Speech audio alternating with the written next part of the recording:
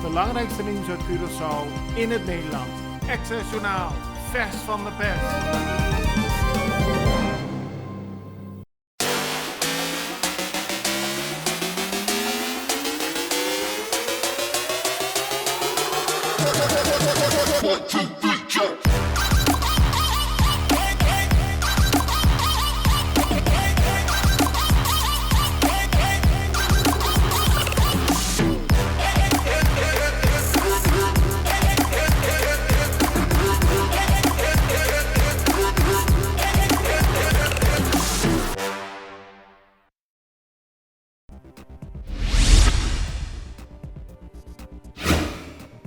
De Curaçaose autoriteiten schenden nog steeds de rechten van Venezolanen die vluchten naar het eiland.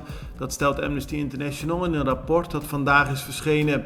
Volgens de organisatie heeft Nederland hieraan bijgedragen door steun te geven aan Curaçao op het gebied van kustbewaking en detentie. Het rapport is gebaseerd op verhalen van 22 gevluchte Venezolanen, onder wie ook minderjarigen. In 2018 publiceerde Amnesty ook een rapport over de mensenrechten schendingen van gevluchte Venezolanen op Curaçao. De regering zei toen dat ze zich houdt aan internationale wetten en afspraken. In reactie op het rapport van Amnesty International zegt advocaat Seid Navid Zahedi van Human Rights Defense Curaçao vandaag in de krant Trouw dat deze zich herkent in de problemen rond de arrestaties en uitzettingen van Venezolanen op Curaçao. Volgens de advocaat is er ook sprake van martelingen in het detentiecentrum van Coral-Specht. De advocaat houdt het voorbeeld aan dat Venezolanen die hadden meegedaan aan een opstand in de barakken één voor één buiten het zicht van camera's in een badkamer werden geroepen en werden afgeranseld.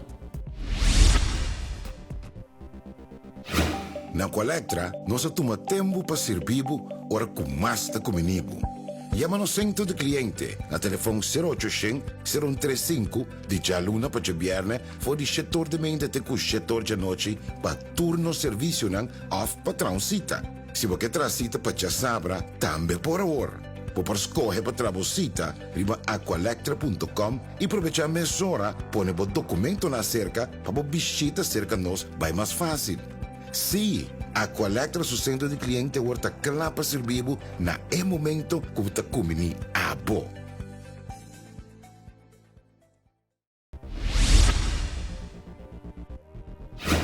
Op dit moment kan in het CMC-ziekenhuis geen electieve zorg worden verricht. Alleen acute zorg kan worden geleverd.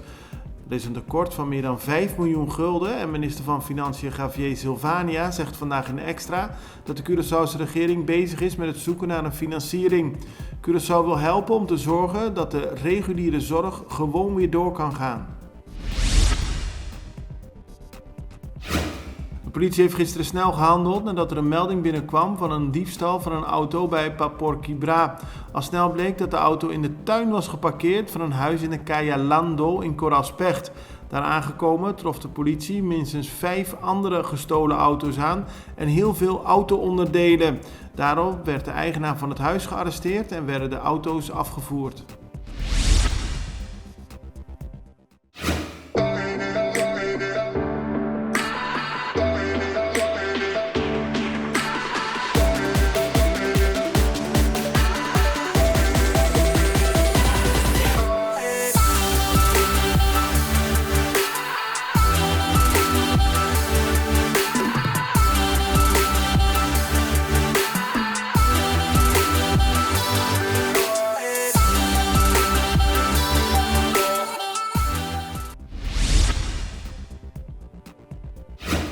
Een deel van de medewerkers van Casa Manita hebben het werk neergelegd. Het gaat onder meer om de pedagogische medewerkers van de zorginstelling.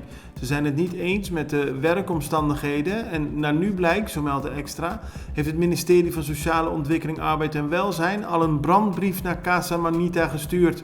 Daarin zegt het ministerie dat er snel een oplossing moet worden gevonden voor arbeidsproblemen op de werkvloer. Een 59-jarige man is gisteren overleden nadat hij was gaan zwemmen bij A La Canoa in de Penstraat. Niet is duidelijk waaraan de man is overleden, maar op een gegeven moment zagen mensen een lichaam in de zee drijven. De politie constateerde dat de man was overleden. Het lichaam is in beslag genomen. Het gaat om Rilien Remonet, geboren in Haiti. Koninklijke Marechaussee bevestigt dat er zondagochtend een Nederlandse militair op Aruba is aangehouden door de politie. De man maakte zich schuldig aan belediging, openbare dronkenschap en diefstal. Hij maakte deel uit van een groepje militairen dat overlast veroorzaakte. De Marechaussee op Aruba heeft de aangehouden militair overgenomen van de politie en doet verder onderzoek. Het belangrijkste nieuws uit Curaçao in het Nederland. Access Journaal, vers van de pers.